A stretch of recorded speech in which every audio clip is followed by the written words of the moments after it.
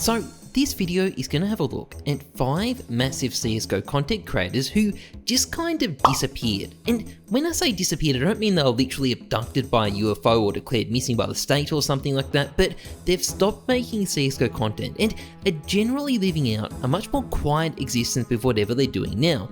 This game is pretty old at this point and many creators have come and gone, and we are gonna be taking a look at some of them. Now, this video is sponsored by SkinsMonkey. SkinsMonkey is a site where you can quickly and easily trade your CSGO skins. All you have to do is log in through Steam and add your trade link and you'll instantly be able to use the site. Just select the skins you want and hit trade and you'll instantly get a trade offer with the skins you're after. And anything extra will be added to your balance on the site. And if a skin you want is not tradable, you can reserve it until it is. Use the code Heyzeus to get up to $5 free on your first trade, and you can also get 35% rather than 30% by using the code if you top up. And this one works unlimited times on unlimited amounts. It's a great site, recommend checking it out, link is in the description.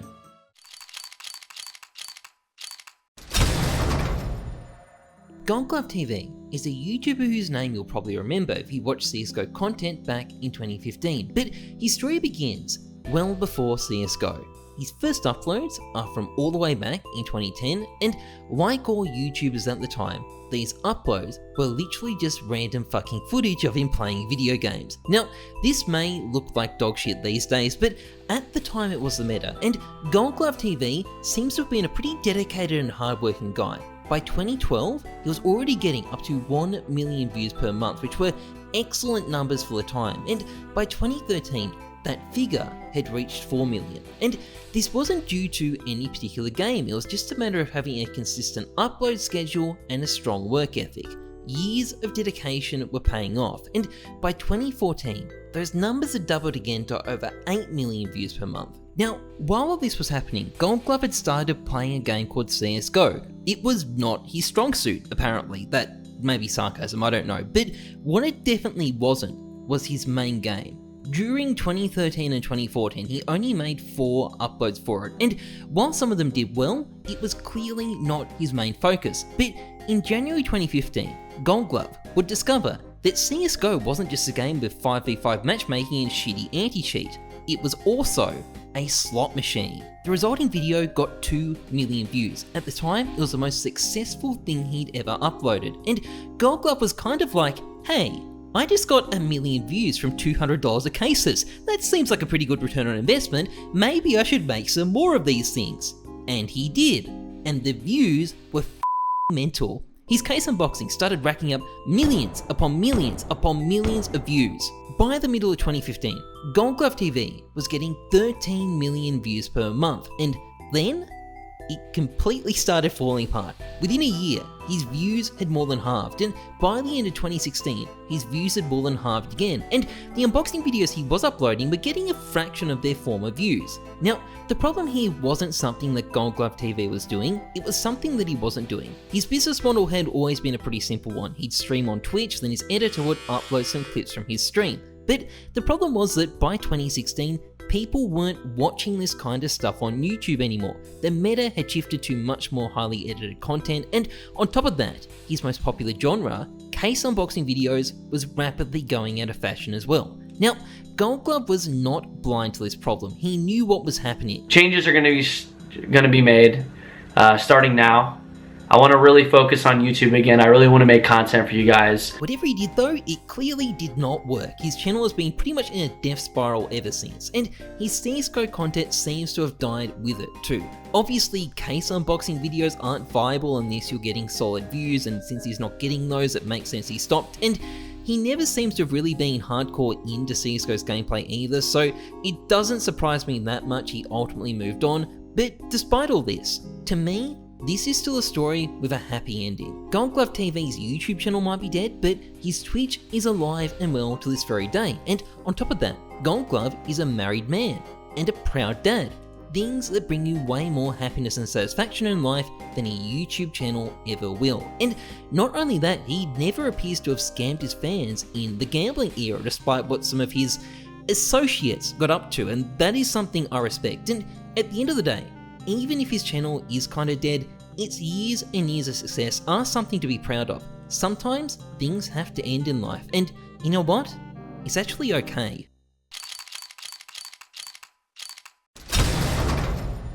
Now, our second YouTuber is a slightly different character to GoldGloveTV. His name is Skinfreak. Remember kids? Stay freaky? Anyway, Skinfreak's story is a tale of two channels. The channel where he profited off dumb kids with his free CSGO skins videos, and the channel where he profited off dumb kids with his free Fortnite skins videos. But let's start at the beginning. Skinfreak is a guy who started making CSGO skins videos in late 2015, and his channel was a real success story based around organic growth. And by organic growth, what I actually mean is he bribed Sparkles to give him attention. So I'm going to take you guys a little bit back in time when Sparkles made his 1 out of 10 trade-ups for his Dragon Lore thing. So basically what happened there is Skinfreak donated like 10 M4A1 as Knights to Sparkles to make a video about him. Sparkles, by the way, has not done anything wrong there. It's just funny that's how Skinfreak got his start. Anyway, this worked for Skinfreak and he quickly started pumping out content to his rapidly growing audience. Now, it's best to characterize this guy as kind of being the dollar store McSkillet. I first came across him in 2016 because of his trade-up guides. Now, obviously I've made a lot of trade-up guides in the past, and as you know, the way trade-up guides normally work is that you find a profitable trade-up, you release a video about it, and then it's not profitable anymore. But Skinfreak took a slightly different approach. Basically, his trade-ups were never actually profitable in the first place. He also didn't appear to be a straight A math student based on some of the numbers in those guides either. He also notably outright faked an unboxing and then straight up copied one of McSkillet's videos. He just wasn't the most popular guy with other YouTubers in the scene. Absolute disgrace, and I can't believe what he did today he actually thought he'd be able to get away with. And tell you guys what I think about Skinfreak and why I don't like his videos and why I think he's the cancer of YouTube, pretty much. Yeah, he was a bit controversial, but what he did do well was clickbait gambling content and free skins videos, and Skinfreak would rack up millions of views through this kind of content, and this kind of content paid in 2016, and at his peak he was getting over 5 million views per month. So, what went wrong?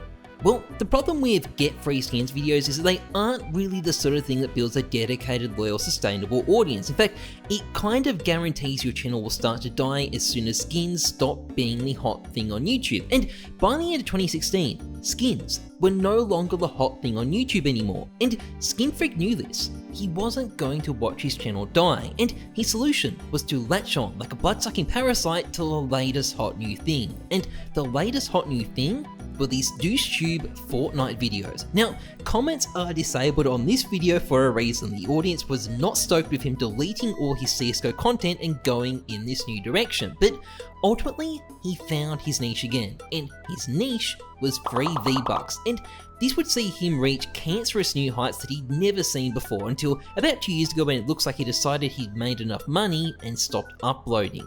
Now, despite the many mean things I've said about Skinfreak here, ultimately he does get the last laugh. His reputation might be in the toilet, but luckily for him, that toilet bowl is full of money. And if he's being smart about things, which is a big if, by the way, he's probably set for life. The comment section might hate you, but if you've got the bag, what the f are they gonna do about it?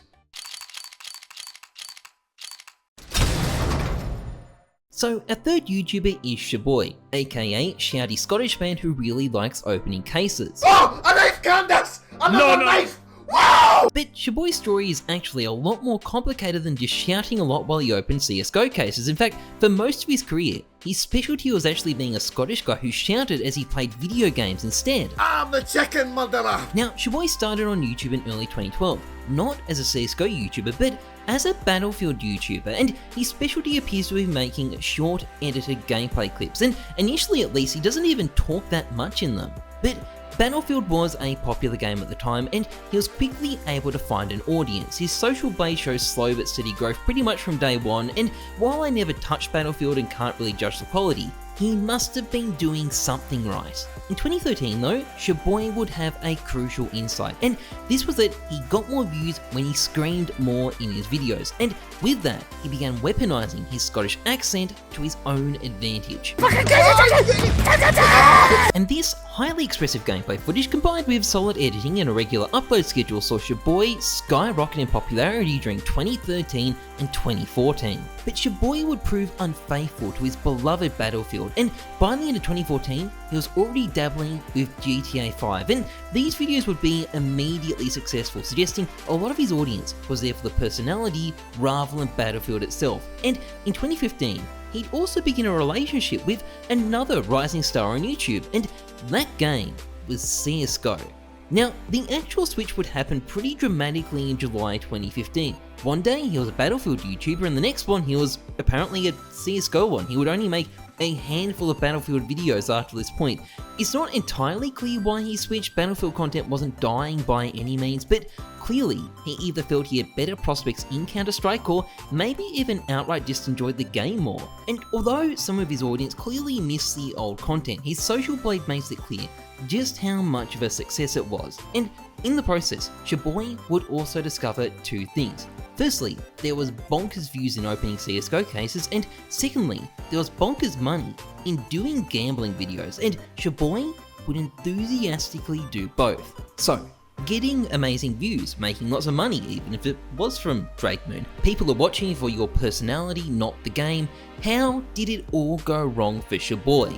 Well, in a sense, it kind of didn't. The views on his videos never actually dropped off. Instead, he kind of just stopped uploading, and by the end of 2017, his uploads were grinding to a halt, and the stuff he was uploading was increasingly dominated by case unboxing videos rather than gameplay. Now, according to Chabboy, he had other business endeavors he decided to prioritize, but I also think it was partly due to his family. Chabboy is a married man, and by 2015, he had at least one kid, and by 2019, he had 3. And given all the gambling content he'd done, there was no way he was struggling for money, so it would make a lot of sense that he'd decide to upload less and give more time to his family, particularly if he was running other businesses anyway. Now, Chabboy never completely lost his passion for YouTube either, because over the next few years, he'd periodically come back and do uploads here and there, and often the views were quite impressive, but ultimately, it seems like Chabboy's life had just moved on, and YouTube simply wasn't as important to him anymore. Some of his fans definitely missed his content, but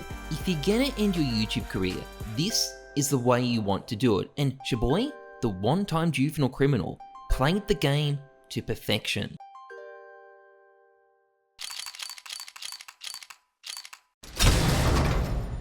So, iNoToRiOuS is a name you'll probably have heard of. He's definitely my favourite creator in this entire video, and I think his story is one of the most interesting too. Now, his career on YouTube began in 2013 when he started uploading Battlefield clips, although he quickly moved on from this to a new game, and that game was CSGO, and he began experimenting with his own personal style of edits for it. Now, these videos were for the most part short meme edits, his uploads were pretty infrequent, and it doesn't look like he took YouTube super seriously, although that does not mean his uploads weren't funny.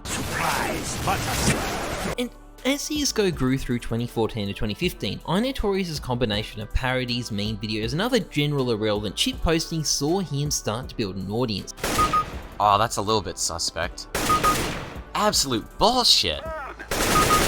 Oh, this guy is definitely not legit. But at this point, his channel was still relatively small. By mid-2016, he still only had 38,000 subs, and part of his channel's problem appeared to be consistency. A lot of the content was funny, but it was also a bit of a mishmash of stuff that didn't create many repeat viewers. Now, for iNoToRiOuS, this probably didn't matter too much. Ultimately for him, the content was more about having fun. I wouldn't personally upload anything I wouldn't enjoy watching myself, and that's been my motto since I started YouTube, and it served me well so far. Except that shitty, like, mic test video. Jesus Christ, that was awful. But in the process, he was about to begin a series that would bring him far more consistent success, and this would be his parody guides on how to use CSGO weapons. These videos were essentially a nuclear fusion of his various styles of video, a sarcastic piss tank that actually still served as a semi-functional guide. How do you eco, you ask? Easy. just buy pistols every round because they are broken as f in this game. And they quickly proved to be a viral hit. His warp video, for example, racked up over 1 million views in its first 6 months, and this provided a model for consistent success that iNoToRiOuS quickly tapped into. I don't have the exact numbers because there's no Wayback Machine archives, but you can easily see just how much of a success this was by looking at the kind of view counts these vids have today. So, massively successful viral series, tons of weapons in CSGO to make videos on. What could go wrong for iNoToRiOuS? Well, as it turns out, one of his biggest problems would actually be success. You see, many people don't start making YouTube videos for the money, and iNoToRiOuS was one of them. Money isn't my motivation for YouTube, and usually it's fairly obvious. You can see what channels are in it for the money.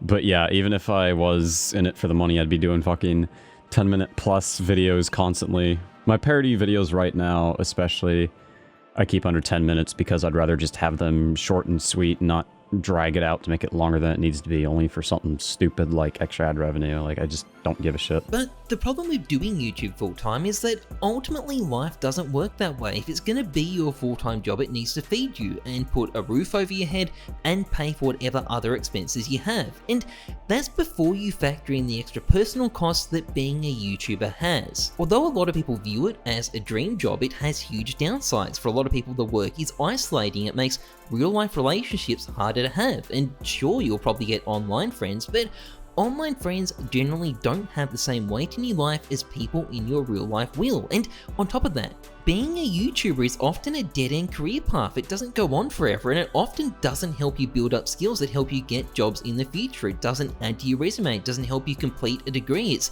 often not good for your long-term prospects, and there's no shortage of horror stories from people where it hasn't worked out. So for many people, to justify doing YouTube full-time, not only does it need to pay, it probably needs to pay well, because there is a heavy price for going down that path. And for a lot of YouTubers, this will force them to make difficult choices, and iNoToRiOuS found himself in this kind of dilemma. In 2017, he was smashed by the apocalypse and was at a crossroad with his college degree and his YouTube. If he was going to keep on doing YouTube full-time, he needed sponsors, and he took to his audience to explain his position. I figured I'd just come to you guys with an honest video and have an open discussion about it. I'm thinking of doing sponsored videos, and I would like your guys' 100% honest opinion on it. Currently, I'm at a crossroads right now in life. I'm taking my last math class for college right now during the summer, and then I begin my actual engineering classes that I have to take. Especially with the whole ad situation going on with YouTube at the moment, it's very hard for me to justify keep doing YouTube. And that's the honest truth. This sponsorship does mean that I have a way to pay for college now in full. And it makes doing YouTube a full-time and actual reality for me. And the audience supported him. Despite what people might say sometimes about the YouTube comment section, if you explain your position, people will hear you out. And iNoToRiOuS' audience had his back. The sponsorships went ahead, he was able to commit to YouTube full time, and he uploaded legendary video after legendary video. And even though CSGO overall was kind of in decline by this point, iNoToRiOuS was on the rise. Oh, and about that sponsorship, if you're wondering who they were, well, it was a site called SkinHub. Yeah, that SkinHub. Yeah, so this is probably a good time for me to explain what I think about the guys in this video taking gambling money, because they've all done it and I haven't said that much about it, and I do not take these sponsors. It's well known I don't like gambling sponsors. I think it's blood money, and I've done a lot of videos on dodgy gambling sites, but I want to explain why I'm reluctant to criticize a lot of these YouTubers. Firstly, it's because lots and lots of people did it and lots of people got away with it. In fact, in iNoToRiOuS' case, part of the reason he went with SkinHub is because they sponsored literal legends of YouTube. They're a case unboxing site, and one of the larger ones that I've seen from, and I've seen videos from many other larger YouTubers do videos with them. So I'm not just gonna like go out and find the sketchiest ones I can. They'll just blatantly rig it for you. Well, that aged like milk, but either way, my point is it's not fair to single out someone when so many other people have done it. If I was gonna call out iNoToRiOuS, I'd have to call out every single other person who was sponsored by the site too. And on top of that, it's just the fact that these guys are only human. The money available had life-changing effects for a lot of these guys, and it's often hard to turn that down. I mean, massive credit to the people who have, but again, the ones that accept it are only human, and often they're not just thinking about themselves, but also their family, or In the case of iNoToRiOuS, they may feel like they have to if they're going to continue their career, and it's because of this stuff that I don't like going in on people unless they've done something especially bad. I just don't think it's fair otherwise. I obviously still don't like gambling sponsors, but I just don't want to single out someone for doing something so many other people have gotten away with, and that's kind of why I take the approach I do. Anyway, to get back to iNoToRiOuS, in 2017, things were going well for him. He was getting tons of views, making good money, so what ended up happening to him? Well, in 2016, iNot had randomly met someone in a surf server called SwaggerSoul. Like I'm gonna be the owl in here. War owl, I know, I ain't that And SwaggerSoul's weaponized autism would prove to be a smash hit on YouTube, but more importantly, the two guys became friends, and iNot would soon become friends with another buddy of SwaggerSoul's, Fitz, and it was this trio, suffering together through the horrors of YouTube, that would ultimately go on to become part of the nucleus of a new project, the Misfits podcast, in 2018. Now, iNoToRiOuS would stop uploading CSGO videos once the Misfits podcast began. Instead, he began uploading vlogs instead, but eventually these would stop too, probably in part because he couldn't really go out much in 2020 and 2021, but while I miss his CSGO content, it is better to end on a high rather than having a long, drawn-out decline. A mic drop is more profound than an encore, and as long as iNoToRiOuS is happy where he is now, that's all that really matters.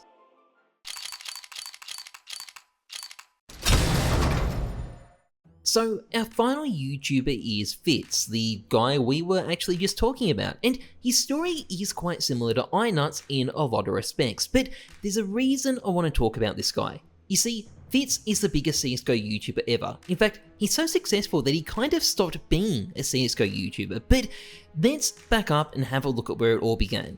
Fitz started off as a kind of Kiwi iNoToRiOuS, except his first videos, which are from early 2015, are DayZ rather than Battlefield, but then he switched to CSGO and started making comedy videos. At the exact same time, my channel was blowing up on its own. Oh, I yeah. actually had a video as well around that exact same time, get on the front page of Reddit as well. So, you know, God bless the CSGO That was subreddit. the surfing And, shoutcast, right? Yeah, it was me shoutcasting this poor kid on Surf who was just raging so hard. It was an hilarious. And in the process, he also met SwaggerSoul and iNoToRiOuS, but you obviously know that part already. Anyway, his YouTube kept on getting bigger and bigger and bigger, and this is actually where I think Fitz is quite interesting. You see, this is Fitz's thoughts on the nature of the content he was making with Swagger and iNot. I think we really, the three of us especially, launched this kind of new era of CSGO YouTube, where it was more based around Comedy interacting with the CSGO community.